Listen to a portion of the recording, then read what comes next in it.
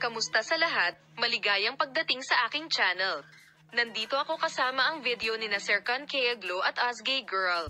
Bago lumipat sa aking video, huwag kalimutang mag-subscribe sa aking channel, i-like at ibahagi ang aking video. Salamat sa lahat ng maaga.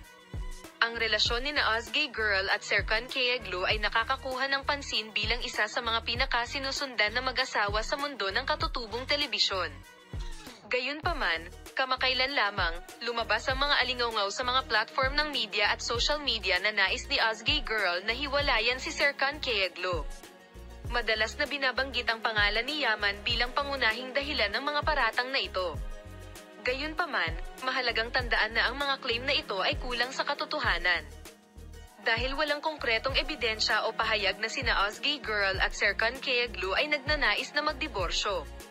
Sina Osgay Girl at Serkan Kayaglo ay umibig sa isa't isa matapos ibahagi ang mga nangungunang papel sa serye sa TV na Curious Mevsimi at ikinasal noong 2021. Bagamat naging paksa sila ng iba't ibang balita sa magazine sa buong relasyon nila, sa pangkalahatan ay mas pinipili ng mag-asawa na isabuhay ang kanilang pagmamahalan.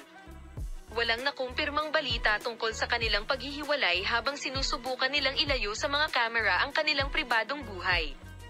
Kilala bilang isa sa mahahalagang aktor ng Turkish na telebisyon, si Ken Yaman ay gumanap din ng nangungunang papel sa serye sa TV na Dolunay kasama si Osgay Girl. Gayunpaman, ang pangalang Ken Yaman ay itinuturing na isang kadahilanan na nakakaapekto sa relasyon ni Osgay Girl kay Serkan Kayaglo. Ang mga relasyon at pakikipagtulungan sa pagitan ng mga artista ay karaniwan at ginagamit sa paraang nakakasagabal sa kanilang pribadong buhay. Salamat sa lahat sa panonood ng aking video. Paalam, makita ka sa mga bagong video.